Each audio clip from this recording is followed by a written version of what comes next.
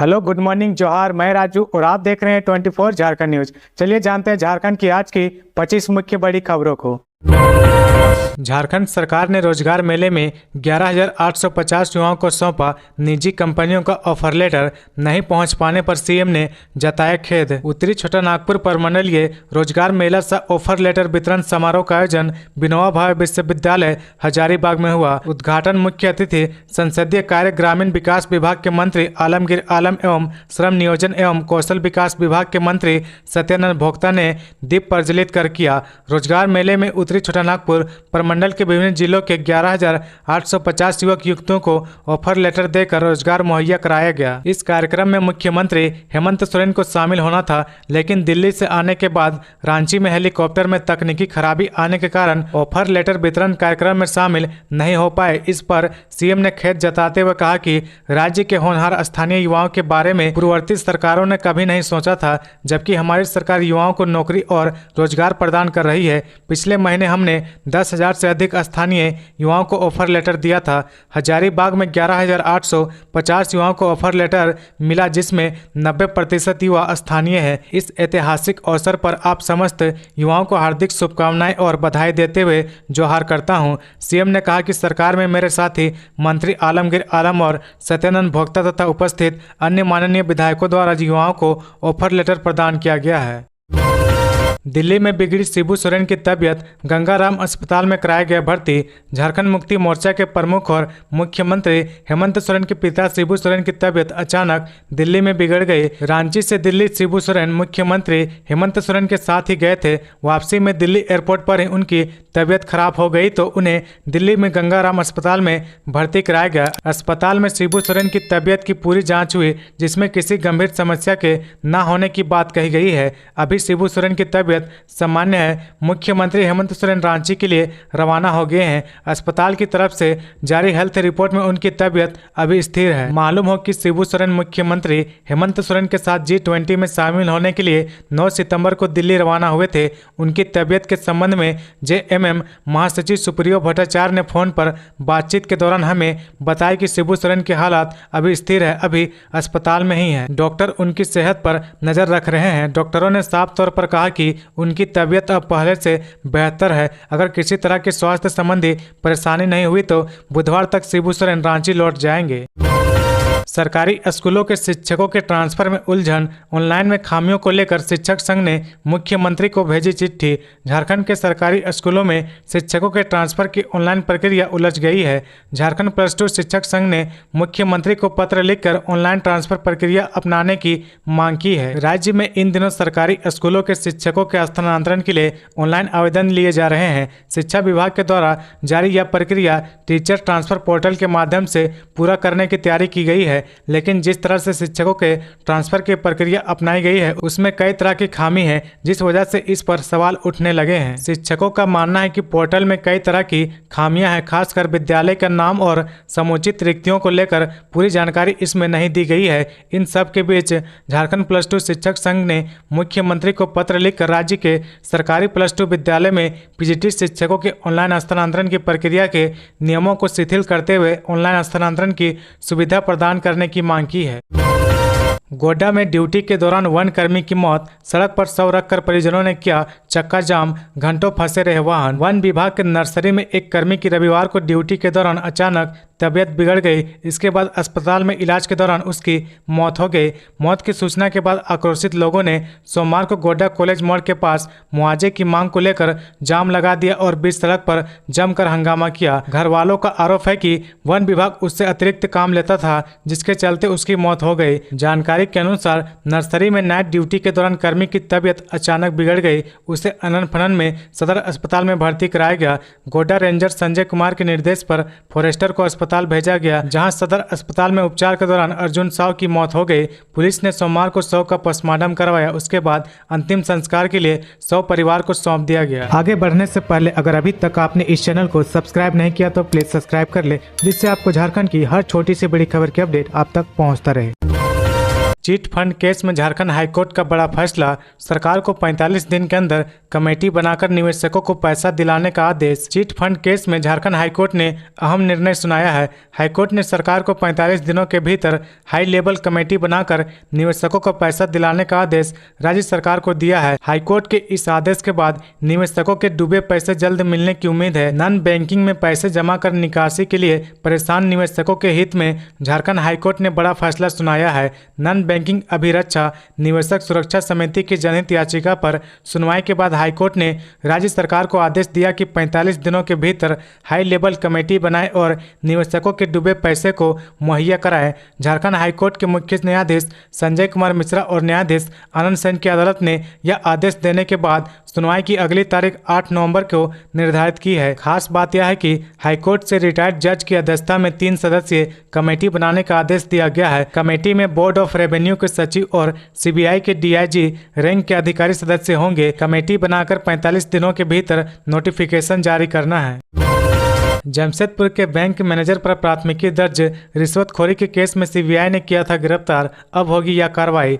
रिश्वत लेते गिरफ्तार टेल्को शाखा के बैंक मैनेजर पर सीबीआई ने प्राथमिकी दर्ज की है। यह प्राथमिकी सीबीआई के रांची स्थित भ्रष्टाचार निरोधक ब्यूरो ने दर्ज की है। बताया जा रहा है कि एनपीए हो चुके लोन खाता को नियमित करने के एवज में 10,000 रुपये रिश्वत की मांग की थी। इसी मामले में बैंक मैनेजर को गिरफ्तार किया गया था। मुकेश प्रसाद जमशेदपुर में सेंट्रल बैंक ऑफ इंडिया के टेल्को शाखा के प्रबंधक है। शिकायतकर्ता अरुण कुमार सिंह के परिवार के सदस्यों के नाम पर उस बैंक में लोन खाता है। मामले में जांच की जिम्मेदारी सीबीआई रांची के पुलिस निरीक्षक चंदन कुमार सिंह को सौंपी गई है। सीबीआई के रांची स्थित भ्रष्टाचार निरोधक ब्यूरो में अरुण कुमार सिंह ने लिखित शिकायत की थी। उन्होंने बताया था कि वे जमशेदपुर के मानगो थाना क्षेत्र की नीलगिरी कॉलोनी के रहने वाले हैं। उनके परिवार के सदस्यों में उनकी पत्नी अनीता बाला सिंह, मैसस न्यू प्रतीक इंटरप्राइजेज जिसकी संचालिका नंदनी सिंह व मैसस प्रतीक इंटरप्राइजेज जिसके संचालक प्रतीक सिंह के नाम से बैंक में अलग अलग लोन खाता चल रहा था। आपसी रंजिश में हुई राजेश वर्मा की हत्या, पलामू पुलिस ने किया खुलासा, हथियार सहित 4 आरोपी गिरफ्तार। पलामू में राजेश वर्मा उर्फ फंटूस हत्याकांड का पुलिस ने खुलासा कर लिया है। पलामू के मुताबिक आपसी रंजिश के कारण फंटूस की हत्या कर दी गई थी। इस मामले में पुलिस ने हथियार सहित 4 आरोपियों को गिरफ्तार किया है। गिरफ्तार आरोपियों के पास से एक देसी कट्टा, एक पिस्टल, खोखा और 2 बाइक बरामद किया है। इस संबंध में एसपी रिश्मा रमेशन ने पत्रकारों को इसकी जानकारी दी है। बता दें कि 8 सितंबर को बीएन कॉलेज के पास फंटूस की हत्या कर दी गई थी। एसपी ने बताया कि राजेश वर्मा उर्फ फंटूस की हत्या आपसी रंजिश का परिणाम है। घटना के संबंध में मृतक के भाई राकेश ने 5 लोगों के खिलाफ नामजद प्राथमिकी दर्ज कराई थी, जिसमें चंदन सिंह, तारिफ शाह, अमृतेश्वर सिंह व सोनू कुमार चंद्रवंशी को गिरफ्तार कर लिया गया है, जबकि एक आरोपी की गिरफ्तारी के लिए छापेमारी चल रही है। अमृत वाटिका के लिए बीजेपी जमा कर रही मिट्टी, पूर्व मंत्री डॉक्टर लुइस मरांडी भी हुई शामिल। भारतीय जनता पार्टी के जिला मंत्री शोभा देवी के नेतृत्व में मेरी माटी मेरा देश कार्यक्रम चलाया गया। इस क्रम में शहर के प्रमुख कार्यकर्ताओं द्वारा दुमका के कई देव स्थल से मिट्टी संग्रह किया गया। मीडिया प्रभारी पिंटू अग्रवाल ने कहा कि प्रधानमंत्री नरेंद्र मोदी के आह्वान पर आजादी के अमृत महोत्सव के उपलक्ष्य में यह अभियान चलाया जा रहा है। दुमका के समाजसेवी ठाकुर श्याम सुंदर सिंह ने दुमका के प्रसिद्ध पगला बाबा मंदिर के प्रांगण से मिट्टी देकर कहा कि आज हर भारतवासी अपने कर्तव्य पथ पर बनने वाले अमृत वाटिका के लिए मिट्टी देकर गौरवान्वित महसूस कर रहा है। इस मौके पर ठाकुर श्याम सुंदर सिंह सहित कई लोगों ने भारत माता की जय के नारे भी लगाए। भाजपा नेत्री अमिता रक्षित ने कहा कि गांव स्तर पर 17 सितंबर तक मिट्टी संग्रह होगा। कार्यक्रम में मुख्य रूप से अर्जुन आर्य, ओम केसरी, कमल दास, अंजुला मुर्मू, नीरज भंडारी, रीना मंडल, इंदु सिन्हा आदि मौजूद थे। झारखंड में अब पुलिस थानों को हर महीने मिलेंगे 10 से 40 हजार रुपये। झारखंड में पुलिस थानों को सामान्य कार्यों के निष्पादन के लिए हर महीने अब 10 से 40 हजार रुपये दिए जाएंगे। इससे संबंधित आदेश गृह कारा एवं आपदा प्रबंधन विभाग के द्वारा सोमवार को जारी कर दिया गया है। जारी आदेश में कहा गया कि राज्य में पुलिस थानों में सूचनादाताओं को कागज उपलब्ध कराना, गिरफ्तारी बंदी को टिकट सहित बस या ट्रेन से भेजना, बंदियों को निर्धारित मापदंड के अनुरूप भोजन देना, घटनास्थल पर फोटो लेने के लिए फोटोग्राफर को पैसे देना, शवों को पोस्टमार्टम के लिए भेजने में खर्च और सामान्य कार्यों के निष्पादन के लिए थानों को वर्गीकरण के आधार पर अस्थायी अग्रिम राशि स्वीकृत की गई है। झारखंड विधानसभा समाचार समिति के अध्यक्ष रामचंद्र सिंह का रामगढ़ दौरा। झारखंड विधानसभा की समाचार समिति ने रामगढ़ जिले का दौरा किया। समिति के अध्यक्ष रामचंद्र सिंह एवं सदस्य सोनाराम किस्कू ने जिला समाहरणालय सभा कक्ष में उप विकास आयुक्त सहित जिले के वरीय अधिकारियों के साथ बैठक की। मौके पर उप विकास आयुक्त रोबिन टोप्पो के अध्यक्ष रामचंद्र सिंह को, जबकि जिला आपूर्ति पदाधिकारी रंजीता टोप्पो ने सदस्य सोनाराम किस्कू का पौधा देकर स्वागत किया। समीक्षा के क्रम में अध्यक्ष रामचंद्र सिंह ने जिला खनन निरीक्षक से अवैध खनन के विरोध किए जा रहे कार्रवाई की जानकारी ली। वहीं उद्योग विभाग के तहत संचालित योजनाओं की जानकारी ली गई। उत्पाद विभाग की समीक्षा के क्रम में अध्यक्ष को लक्ष्य के विरुद्ध इस वित्तीय वर्ष प्राप्ति की जानकारी दी गई। गोविंदपुर के न्यू खालसा होटल में बमबारी, दल बल के साथ पहुंचे डीएसपी, सीसीटीवी में दिखे अपराधी। धनबाद के गोविंदपुर थाने क्षेत्र के रतनपुर स्थित प्रसिद्ध न्यू खालसा होटल में बमबारी की घटना हुई। सोमवार सुबह 8:30 बजे एक मोटरसाइकिल पर सवार 2 अपराधी आए और होटल के मुख्य गेट पर 2 बम विस्फोट कर चलते बने। संभावना व्यक्त की जा रही कि अपराधियों ने होटल मालिक को भयभीत करने और रंगदारी मांगने के उद्देश्य से बम का विस्फोट किया है। घटना की सूचना पाकर डीएसपी अमर कुमार पांडे एवं पुलिस इंस्पेक्टर जितेंद्र कुमार ने घटनास्थल का दौरा किया एवं घटना की जानकारी ली। यह होटल प्रसिद्ध व्यवसायी और समाजसेवी गुरुचरण सिंह शेरा सिंह का होटल है। होटल के बाहर लगे सीसीटीवी में एक मोटरसाइकिल पर सवार 2 अपराधी होटल के पास बम फेंकते देखे गए। सीसीटीवी फुटेज के जरिए पुलिस अपराधियों का पता लगाने का प्रयास कर रही है। हालांकि सीसीटीवी में अपराधियों का चेहरा स्पष्ट नहीं दिख रहा। कोल्हन विश्वविद्यालय में अनुबंधित कर्मियों को मिला 11 माह का विस्तार। कोल्हन विश्वविद्यालय की 82वीं सिंडिकेट की बैठक सोमवार को विश्वविद्यालय के कॉन्फ्रेंस हॉल में संपन्न हुई। कोल्हन विश्वविद्यालय के प्रभारी कुलपति सह प्रमंडलीय आयुक्त मनोज कुमार की अध्यक्षता में बैठक आयोजित की गई। बैठक में पिछली सिंडिकेट की कार्रवाई को स्वीकृति प्रदान की गई। साथ ही मानव शास्त्र में लोक सेवा आयोग से अनुशंसित सहायक प्राध्यापकों की नियुक्ति हेतु अनुमोदन दिया गया। इसके अलावा विश्वविद्यालय अंगीभूत एवं संबद्धता प्राप्त महाविद्यालय में सहायक प्राध्यापक की नियुक्ति एवं पीएचडी में प्रवेश हेतु जेईटी के आयोजन के लिए एग्जामिनेशन रूल टेस्ट को सिंडिकेट द्वारा पारित कर सरकार को भेजने का निर्णय लिया गया।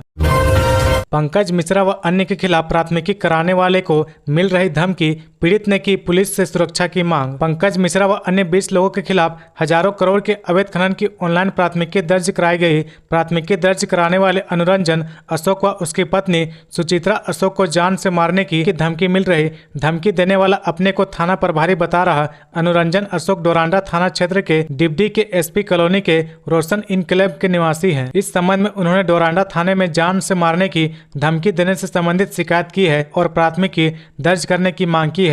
उन्होंने पुलिस से मामले की जांच करने तथा उनके साथ पूरे परिवार की सुरक्षा देने की मांग की है। आवेदन में उन्होंने कहा कि 3 सितंबर 2023 को उन्होंने पंकज मिश्रा व 20 अन्य लोगों के खिलाफ ऑनलाइन प्राथमिकी हाईकोर्ट के आदेश पर दर्ज कराई है। अपनी शिकायत में उन्होंने लिखा है कि उक्त व्यक्ति ने 9 सितंबर की रात 8:09, 8:18 और 8:19 पर कॉल किया और जान से मारने की धमकी दी। उसके बाद रात 1:25 में उनकी पत्नी सुचित्रा अशोक को भी धमकी दी गई। इधर इस संबंध में डोरांडा थाना प्रभारी का कहना है कि 10 सितंबर को डोरांडा थाना में अनुरंजन अशोक ने आवेदन दिया है। मामले की जांच की जा रही है। जांच के बाद ही कुछ कहा जा सकता है। कपड़ा फैक्ट्री के कर्मचारियों के पीएफ ईएसआई के पैसे का मालिक ने किया गबन, मामला पहुंचा थाना। रांची की एक कपड़ा फैक्ट्री में मालिक पर कर्मचारियों ने प्रोविडेंट फंड, पीएफ और ईएसआई के पैसे का गबन करने का आरोप लगाया है। साथ ही मानदेय का भुगतान नहीं करने का भी आरोप कंपनी के मालिक पर लगाया है। इस फैक्ट्री में काम करने वाले करीब 200 कर्मचारियों ने और मांझी थाने में मालिक के खिलाफ शिकायत दर्ज करवाई है।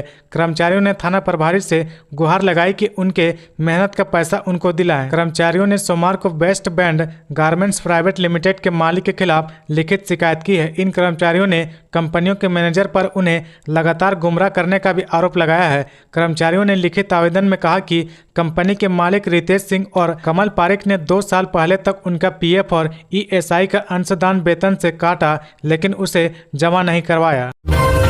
झारखंड कांग्रेस अध्यक्ष राजेश ठाकुर की चेतावनी, संगठन का काम नहीं कर पा रहे तो दे आवेदन, पदमुक्त कर देंगे। झारखंड प्रदेश कांग्रेस कमेटी के तत्वाधान में सोमवार को जन सुनवाई कार्यक्रम के तहत रांची के कांग्रेस भवन में कांग्रेस विधायक दल के नेता और राज्य सरकार के ग्रामीण विकास मंत्री आलमगीर आलम ने राज्य के विभिन्न जिलों में आए लोगों की समस्याएं सुनी और तत्काल कार्रवाई करते हुए समस्या के निराकरण को लेकर अधीनस्थ पदाधिकारियों को फोन कर निर्देश दिया। इस जन सुनवाई कार्यक्रम में रांची, रामगढ़, गुमला, गिरिडीह, बोकारो, हजारीबाग जिले के विभिन्न प्रखंडों के लोग पहुंचे। मिली जानकारी के अनुसार इससे पहले मंत्री बन्ना गुप्ता ने भी जन सुनवाई की थी और लोगों की समस्याएं सुनी थी।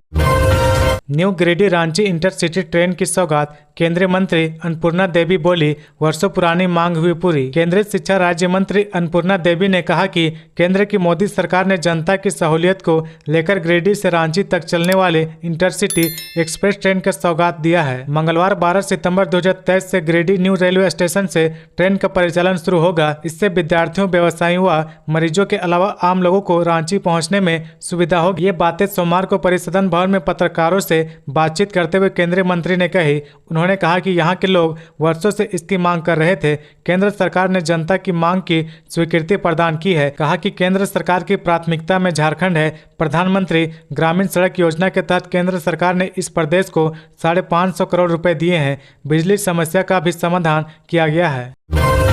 झारखंड के ITI संस्थानों को सख्त निर्देश, अगर नहीं सौंपी इंस्ट्रक्टर की लिस्ट तो रद्द हो सकती है मान्यता। भारत सरकार के प्रशिक्षण महानिदेशालय के सभी औद्योगिक प्रशिक्षण संस्थान ITI को सख्त निर्देश दिया गया है। प्रशिक्षण महानिदेशालय ने कहा कि जितने भी सरकारी और निजी औद्योगिक प्रशिक्षण संस्थान हैं उन्हें कार्यरत अनुदेशक को इंस्ट्रक्टर की जानकारी देनी होगी। अगर ऐसा नहीं करते हैं तो उनकी मान्यता रद्द कर दी जाएगी। जानकारी के मुताबिक नामांकन से पहले अभियान चलाकर यह कार्रवाई की जाएगी। प्रशिक्षण महानिदेशालय ने राज्य सरकार के श्रम नियोजन एवं प्रशिक्षण विभाग को पत्र लिखा है। साथ ही सभी सरकारी तथा निजी संस्थानों को यूनिट तथा ट्रेड वाइज अनुदेशकों की जानकारी पोर्टल पर अनिवार्य रूप से देने का निर्देश जारी किया है। साथ ही इसमें लापरवाही बरतने वाले संस्थानों के विरुद्ध अपने स्तर से भी कार्रवाई करने का निर्देश दिया गया है।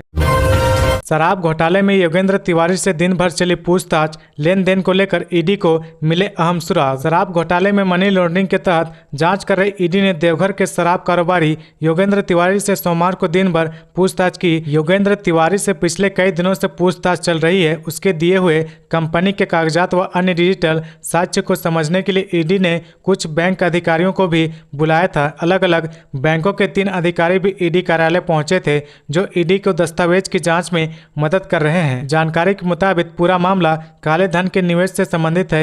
योगेंद्र तिवारी के बैंक खाते में करोड़ों रुपए के लेन देन हुए हैं। प्रत्येक लेन देन के बारे में ईडी उससे जानकारी ले रही है। बैंक अधिकारियों की मदद से ईडी उन लेन देन की परत दर परत खोल रही है। ईडी को छानबीन में यह जानकारी मिली कि जेल में बंद प्रेम प्रकाश व योगेंद्र तिवारी के बीच पुरानी शराब नीति के तहत शराब की बिक्री के दौरान भारी मात्रा में रुपए का लेन देन हुआ है। प्रेम प्रकाश पहले 1000 करोड़ के अवैध खनन और उसके बाद जमीन घोटाले में गिरफ्तार है। अब शराब घोटाले में भी प्रेम प्रकाश पर गिरफ्तारी की तलवार लटक रही है। संभावना यह बन रही कि बहुत जल्द ही प्रेम प्रकाश से भी शराब घोटाले में पूछताछ होगी। बाबा बैद्यनाथ के दर्शन के साथ आरजेडी सुप्रीमो साध गए कई निशाने। लालू यादव ने पार्टी में भरा जोश। कहते हैं राजनीति करने नहीं समझने की चीज है। राजनीति में जो दिखता है वह होता नहीं और जो होता है वह दिखता नहीं। राजद सुप्रीमो लालू प्रसाद यादव भले ही 2 दिवसीय देवघर प्रवास से वापस लौट गए हैं, लेकिन उन्होंने इस दौरान झारखंड के सभी 24 जिलों में मिशन 2024 के INDIA के एजेंडा को राजद कार्यकर्ताओं के बीच बखूबी रख दिया है। बता दें कि रविवार की शाम देवघर में झारखंड के अधिकांश जिलों से राजद के जिला अध्यक्ष समेत कई नेताओं का जुटान हुआ था। लालू यादव इन सब नेताओं के बीच थे, यही इनके लिए काफी था। रही सही कसर लालू प्रसाद यादव ने सोमवार को यह कहकर पूरा कर दिया कि वह भोलेनाथ के दरबार में INDIA की जीत की कामना करने के लिए आए हैं। इस दौरान मंदिर में उनके साथ कांग्रेस के जरमुंडी विधायक व प्रदेश के कृषि मंत्री बादल पत्रलेख भी मौजूद थे। तो ये थी आज की झारखंड की टॉप बड़ी खबरें। इसी तरह झारखंड की हर छोटी सी बड़ी खबर देखने के लिए आप हमारे चैनल 24 झारखंड न्यूज को सब्सक्राइब करके बेल आइकन प्रेस कर ले, जिससे आपको झारखंड की हर छोटी सी बड़ी खबर की अपडेट आप तक पहुंचता रहे। तो आज के लिए बस इतना ही। हमें दीजिए इजाजत, फिर मिलते हैं नेक्स्ट न्यूज में।